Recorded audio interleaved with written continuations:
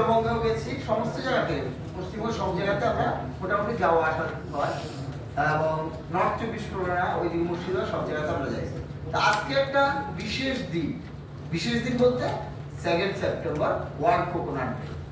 একটা মানে একটা ক্রপকে নিয়ে একটা ওয়ার্ল্ড ডে হতে পারে সেরকম খুব কমই আছে, একমাত্র কোকোনাটটাই আমরা, এবং এটা এশিয়ার একটা বিখ্যাত ফসল। এবং আমরা এই যে ভারতবর্ষ হচ্ছে বিশ্বের মধ্যে দ্বিতীয় কান্ট্রি, দ্বিতীয় বিশ্ব যে প্রোডাকশনের দিক থেকে, নারকেলের প্রোডাকশনের দিক থেকে দ্বিতীয় স্থানে আমরা আছি। প্রথম হচ্ছে ইন্দোনেশিয়া, থার্ড হচ্ছে Brazil, third Philippines, fourth Brazil. এই 4টে কান্ট্রি হচ্ছে সবচেয়ে বেশি। এবং আমাদের ভারতবর্ষের মধ্যে 4টে স্টেট আছে সাউথের, কর্ণাটক, তামিলনাড়ু, অন্ধ্রপ্রদেশ, এই আরেকটা আছে হচ্ছে মহারাষ্ট্র। এই 4টে স্টেট হচ্ছে 90%, আমাদের যা পশ্চিমবঙ্গ ওয়ার্ল্ড ইন্ডিয়াতে যা নারকেলের প্রোডাকশন হয় তার এই 90% প্রোডাকশন মধ্যে 4টে স্টেটে দেয়। আমাদের মধ্যে অনেকে ভুল ধারণা আছে আন্দামান বা এই সমস্ত সমুদ্র উপকূলবর্তী অঞ্চলগুলোতে সবচেয়ে বেশি হয়, সেটা আমাদের একটা ভ্রান্ত ধারণা ছিল। কিন্তু আমরা সমস্ত রকমের মানে তথ্য দিয়েই বলছি যে ওই সাউথ ইন্ডিয়ার 4টে রাজ্য হচ্ছে সবচেয়ে বেশি। বাকি যে 10% নারকেল উৎপাদন সমস্ত স্টেটগুলো, বাকি স্টেটগুলো। এবং পশ্চিমবঙ্গ হচ্ছে এমন একটা পজিশনে, অথচ এখানে কিন্তু কোনো রকমের নারকেল বাগান বলে খুব বেশি একটা হয় না। ওদের যেমন সমস্তটা হেক্টর পর হেক্টর হচ্ছে নারকেলের বাগান আছে, কিন্তু আমাদের এখানে হচ্ছে সবটাই হচ্ছে নারকেল হচ্ছে যে অর্থকরী ফসল আমরা বলি, কিন্তু নারকেলটা আমাদের বাড়ির চারদিকে, পুকুরের চারদিকে এরকম ভাবে লাগানো আছে হেফাজতলি, কিন্তু আমরা কিন্তু বাগান সেইভাবে আমরা করে উঠতে পারিনি ঠিকঠাক ভাবে। তবে এখন আস্তে আস্তে একটু একটু করে শুরু হচ্ছে। ইয়েতে আমাদের ফুলিয়া দিয়ে হচ্ছে, এদের একটা কোকোনাট বলে একটা আমাদের প্রোডাকশন ইউনিটও আছে যেখানে চারাটা তৈরি হয়, সেরকম আছে। তো নারকেলের মধ্যে আমরা দেখেছি সারা বিশ্বে যদি হিসেব করে যায় প্রায় 500-র উপরে, 550-র মতো ক্ষতিকারক পোকা যারা নারকেল গাছের কোনো না কোনো ভাবে ক্ষতি করে। এবং ভারতবর্ষ হচ্ছে প্রায় 65টার মতো পোকা আছে যারা সবচেয়ে বেশি ক্ষতি করছে, এবং পশ্চিমবঙ্গের 20 থেকে 22টার মতো আছে। ঠিক আছে, একটু সাউন্ডটা কম রাখো, হ্যাঁ, যদি শুনতেও খারাপ লাগে নাহলে একটু বাইরে যাবে, হ্যাঁ, সেটা কোনো অসুবিধা নেই। তো এই যদি অবস্থা হয় যে পশ্চিমবঙ্গ কিন্তু 5th পজিশনে আমাদের নারকেল উৎপাদন। এই নারকেলকে বলি আমরা কল্পবৃক্ষ, কারণ একটু আগে বলেছে সবাই যে যেহেতু নারকেল গাছের সমস্ত অংশটা একদম শেকড় থেকে শুরু করে কাণ্ড, পাতার যে কাঠি, যেটাতে কাঠি সেটাতে ঝাঁটা তৈরি হয় সমস্ত রকমের। এবং আমাদের এখানে ডিসপ্লে করে রেখেছে কোকোনাট বোর্ডের কত রকমের প্রোডাক্ট হতে পারে। বর্তমানে বোতলবন্দি করে নারকেল জলও পাওয়া যাচ্ছে, তার এক্সপায়ারি ডেট দিয়ে 3 মাস 6 মাস করে সমস্তগুলো এখানে পাওয়া যাচ্ছে। এখন কোল্ড ড্রিঙ্কস, কোক, এই সমস্ত কোকা-কোলা আমরা খেয়ে অভ্যস্ত হয়ে যাচ্ছি, কিন্তু ডাব খাওয়াটা হচ্ছে সবচেয়ে বেশি ভালো শরীরের পক্ষে। আমরা খাই কখন? যখন কেউ অসুস্থ হয়ে গেলে ডাক্তার যদি প্রেসক্রাইব করে তাহলে আদারওয়াইজ কিন্তু আমরা ডাব খুব কম খাই, ঠিক কি না? এবং আমাদের নারকেলের থেকে কিন্তু ডাবের দাম অনেক বেশি, ঠিক কি না? তাহলে নারকেল উৎপাদন করে যত লাভ হবে তার চেয়ে বেশি হচ্ছে ডাব যদি করা যায়। কারণ নারকেল উৎপাদন করতে বছরে 1 থেকে 2 বারের বেশি করা যাবে না। খুব ভালো নারকেল যদি হয় বছরে 1 বার, ডাব হলে 5 থেকে 6 বার। তার ভ্যারাইটিও আলাদা আছে, শুধু ডাবই হবে ওগুলো দিয়ে, নারকেল কিন্তু খুব বেশি হবে না। তাহলে এই নারকেল চাষ করতে গিয়ে আমরা বিভিন্ন রকমের অসুবিধার সম্মুখীন হচ্ছি দিনকে দিন। যেমন কিরকম? বিভিন্ন ধরনের পোকামাকড় হয়, পোকা হয়, মাকড় হয়, রোগ হয়, সেগুলো আমরা জানি। এবং আমি যেটা বলেছিলাম যে 550 মতো পোকা আছে যারা কোনো না কোনো ভাবে সারা বিশ্বব্যাপী সমস্ত নারকেল গাছের ক্ষতি করে। এবং এরা একসাথে কিন্তু সব গাছে থাকে না, থাকলে নারকেল গাছটা থাকবে না। তাহলে সব জায়গাতে স্পেসিফিক ওয়াইজ যে যেমন কন্ডিশন সেই বুঝে কিন্তু ওই পোকাগুলি থাকে। যেমন ধানের ক্ষেত্রে যেরকম, সেরকম নারকেলের ক্ষেত্রে স্পেসিফিক রিজন ওয়াইজ আছে। এর মধ্যে আমরা দেখছি গন্ডারের পোকা, আমরা চিনি গন্ডারের পোকা, কালো গুবরে পোকা বলি, আমরা দেখলে বুঝতে পারবো এটা একটা বিরাট সমস্যা। সেটা প্রথম দিক থেকে শুরু হয়েছে। এটা ইংরেজিতে করা আছে, আমি আপনাদের সুবিধার জন্য বাংলাতেই বলবো, বাংলাতে করে উঠতে পারিনি সময়টা খুব কম ছিল। তাছাড়া রেড পাম উইভেল একটা লাল রঙের একটা পোকা থাকে, বার্ক উইভেল ছোট ছোট বার্ক খায়, তাছাড়া শর্ট হোল বা বার্ক বোরার এরকম অনেকগুলো আছে। তার মধ্যে আমরা দেখেছি রাইনোসেরাস বিটল যেটা সেটা আছে, লিফ ক্যাটারপিলার, ব্যাগওয়ার্ম আর হোয়াইট গ্রাফ সাদা রঙের একটা পোকা, এগুলো আছে।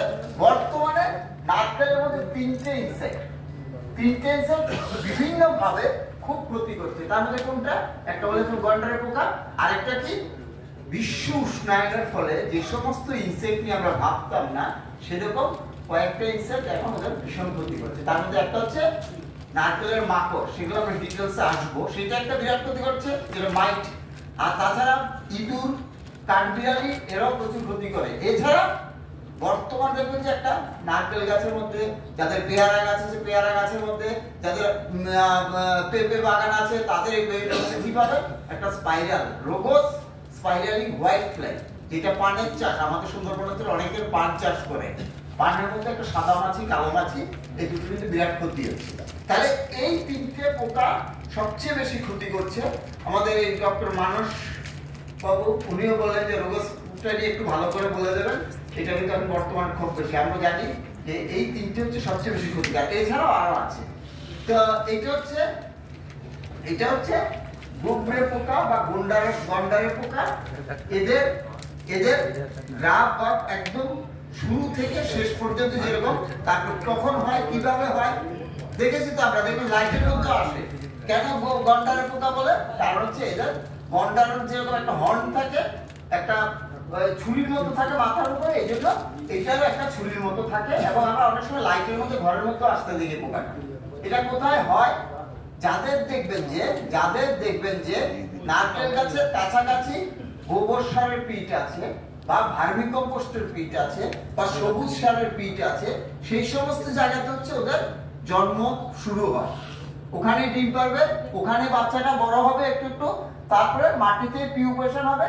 পিউপেশন হওয়ার পরেই সঙ্গে সঙ্গে ওরা একদম নারকেল গাছের উপরের দিকে চলে যাবে, মাথায় ক্রাউন মাথাতে যাবে। মাথাতে গিয়ে ওখানে তারপর ইনফেস্টেশন শুরু হবে। কিভাবে করবে? ওখানে গিয়ে নারকেল গাছে আমরা দু রকমের পাতা দেখি, দেখা যাবে একটা হচ্ছে ছড়ানো থাকে আর একটা হচ্ছে ফোল্ড, একটা আনফোল্ড একটা ফোল্ড। আনফোল্ডটা কাপড়ের মতো জড়ানো থাকে, দেখেছেন তো, এটা উপরের দিকে থাকে। আস্তে আস্তে যখন পাতাগুলি নিচের দিকে পাতাগুলি যখন ঝরতে থাকে তখন উপরের পাতাটা আস্তে আস্তে আবার খুলতে থাকে। এই হচ্ছে দুই ধরনের। ওরা ঠিক বাচ্চাটা যখন আস্তে আস্তে বড় হবে, এই কাউডাং ম্যানিউর বা যে সমস্ত পচনশীল যে সারের গর্তের মতো বড় হবে, তারপর ওরা উড়ে গিয়ে গাছের ক্রাউনের মাথাতে বসবে, তারপর ওখানে আবার ডিম পারবে। এবং ওই যে পূর্ণাঙ্গ দশাটা আস্তে আস্তে ওখানে এটা একটা টানেল তৈরি করে নেবে। টানেল তৈরি করার পরে সেখানে যে নারকেল গাছের কাণ্ডের মধ্যে যে ভাস্কুলার বান্ডেল যেটা আছে, জাইলেম ফ্লেম যেটা আছে, যেটার মাধ্যমে জাইলেমের মাধ্যমে গাছ আমরা যে সমস্ত খাবার দিই, সেটা গাছ খাবারটা পাতাতে নিয়ে যায়। আবার ফ্লেমের মধ্যে যখন ফটোসিনথেসিস হয়, সালোক সংশ্লেষ হয়, সেই সময় আবার এটা কাণ্ডের সমস্ত যেখানে যেখানে খাবারের দরকার সেখানে গাছ থেকে পৌঁছায়। তাহলে এই অংশটাকে ওরা নষ্ট করে দিচ্ছে। আস্তে আস্তে দেখা যাবে যে তারপরে যখন ইনিশিয়াল স্টেজে ছোট গাছও হয়, বড় গাছ হয়, ছোট গাছ হলে এরকম পাতাগুলি হেফাজত হয়ে যাবে ভেঙে। আর বড় গাছে আপনি গুবরে পোকা যদি হয়, গন্ডারের পোকা যদি হয়, আপনি একদম দূর থেকে পরিষ্কার বুঝতে পারবেন যে যেটা আনফোল্ড থাকে, যেটা খোলা থাকে না, সেই জায়গাটার মধ্যে ওরা নষ্ট করে দেয়। তারপর একটা ভি শেপের মতো হয়ে যায়, দেখা যাচ্ছে সেকেন্ড ছবিটাতে ভি শেপ। আপনি দূর থেকে যদি গাছের উপরে উঠতে হবে, দূর থেকে যদি দেখেন এরকম ভি শেপ করা আছে পাতা, তাহলে আপনাকে ধরেই নিতে হবে সেখানে কিন্তু রাইনোসেরাস বিটল বা গন্ডারের পোকা বা গুবরে পোকার আক্রমণ হয়েছে। তখন আপনাকে কিন্তু তার আগে থেকেই মোটামুটি ওষুধ বা এটার প্রোটেকশন নেওয়া শুরু করতে হবে। এই জন্য আমরা কি করি? বছরের মধ্যে একবার করে নারকেল গাছ পরিষ্কার করি। নারকেল গাছ পরিষ্কার কেন করি? কারণ হচ্ছে ওইটা যদি পরিষ্কার যদি না করি, তাহলে এখানে কিন্তু ওই যে গুবরে পোকার এটা আস্তে আস্তে বংশ বিস্তার করবে। এবং পরিষ্কার করলে তখন আস্তে আস্তে দেখা যাবে যে ওইটার যে ডিম বা ওইটার যে জন্মটা যে শুরু হচ্ছে সেটাকে আমরা নষ্ট করে দিতে হবে। তাহলে এটা কিন্তু করতেই হবে। গাছ পরিষ্কার করা মানে এই না যে গাছের সবুজ পাতা কেটে দেওয়া, গাছ পরিষ্কার, সবুজ পাতা কখনো কাটবেন না, কাটলে কিন্তু গাছের ক্ষতি হবে, গাছের ফটোসিনথেসিস নষ্ট হয়ে যাবে, ফটোসিনথেসিস করতে পারবে না। কেন করতে পারবে? তার কারণ হচ্ছে আপনি তো সবুজ অংশটাকে কেটে দিচ্ছেন। অনেকের ধারণা যে পাতার মধ্যে নিচের দিকে পাতাগুলি কেটে দিলে উপরের পাতাগুলি তাড়াতাড়ি বড় হবে, তার মধ্যে ফলন বাড়বে। সম্পূর্ণ ভুল। গাছের সবুজ অংশ কাটা যাবে না, বুঝা গেল? তাহলে এইটা করা যাবে না। কিন্তু যদি কোনো নোংরা থাকে, পুরনো যে শাড়ির মধ্যে যে অংশগুলো থাকে সেগুলিকে বাদ দিতে হবে। বাদ দিয়ে শুকিয়ে গেছে যে পাতাগুলো সেটাকে কেটে বাদ দিয়ে দিতে হবে, সবুজ পাতা কাটতে হবে। এবার এটা হচ্ছে ভি শেপের মতো দেখা যাবে। এটার ক্ষেত্রে কি করবো আমরা? এই পোকাটা আমরা দেখেছি এইরকম গন্ডার পোকা, হ্যাঁ, কালো রঙের হয়, অরেঞ্জ কালার হয়, হলে খুব বেশি পরিমাণে যখন এটা হবে, এই যে টানেলটা তৈরি হলো, টানেলটা তৈরি হওয়ার পর আস্তে আস্তে দেখবেন যে গাছটা ভেঙে পড়ে যাচ্ছে। ঝড় বাতাস দিলে আয়লা ফেলাচ্ছে, আরো কম জোরে যদি হাওয়া বয় তাহলে কিন্তু গাছটা ভেঙে যায়। এখন এটা কিন্তু বর্তমানে প্রচুর হচ্ছে। অনেকের আমরা দেখছি যে অনেক গাছ মানে একটু যারা যে পুরনো হয়েছে, খুব বেশি পুরনো, একটু পুরনো হওয়া গাছগুলিতে বেশি হচ্ছে এটা। তাতে কিন্তু নারকেলের অনেকটা ক্ষতি হচ্ছে। এটা তাহলে কিভাবে আমরা কি করব? যেটা ম্যানেজমেন্ট করতে হলে, এক হচ্ছে আমি যেটা বলেছিলাম মাথাটাকে পরিষ্কার করতে হবে, ক্রাউন ক্লিনিং, সেটা করতেই হবে। বছরে একবার করে সমস্ত এটা করতে হবে। আর যে একটা লোহার পাইপ নিয়ে বা লোহার রড নিয়ে যে এক্সট্রাকশনটা করতে হবে, এই যে একটা টানেল তৈরি হচ্ছে সেটা থেকে ওই যে এটার যে লার্ভা, যেটা হচ্ছে অপূর্ণাঙ্গ দশা এবং পূর্ণাঙ্গ দশাগুলোকে সমস্তটাকে পরিষ্কার করে দিতে হবে। করে নিয়ে তারপরে সেখানে স্যান্ড আর ম্যানকোজেব প্লাস হচ্ছে আমাদের যে সমস্ত দানা ওষুধ, কি পাওয়া যায় দানা ওষুধ? কার্বোফিউরন পাওয়া যায়, কার্টাম হাইড্রোক্লোরাইড পাওয়া যায়, ফিপ্রোনিল পাওয়া যায়। এরকম যে কোনো দানা ওষুধ স্যান্ডের সাথে মিশিয়ে নিয়ে সঙ্গে, যাতে আমি যেটা ওই যে রডটা দিয়ে খোঁচালাম তাতে যাতে কোনো সেকেন্ডারি ইনফেকশন না হয় তার জন্য একটু আমরা রোগের জন্য ম্যানকোজেব দেবো, যাতে সেকেন্ডারি ইনফেকশন যাতে না হয়। দিয়ে এটাকে আমরা সিল করে দেবো। সিল করে নিয়ে প্রায় 45 থেকে 50 দিন পরে ওই ওষুধটাকে আবার বের করে দেবো। বুঝা গেল? বের করলে তখন এটা পরিষ্কার হয়ে যাবে। আবার 10-15 দিন পরে আরেকবার করতে, বছরে এটা দুবার করতে, যদি এটা টানেল তৈরি হয়। আর কি করবো? ছোট গাছ যদি হয়, ছোট ছোট চারা গাছ, 2-3 বছরের গাছের মতো এটা হয়, হলে দেখো যে এটা তো টানেল হয়, সেখানে আমরা এইসব ওষুধ দেবো না। না দিয়ে কি করবো?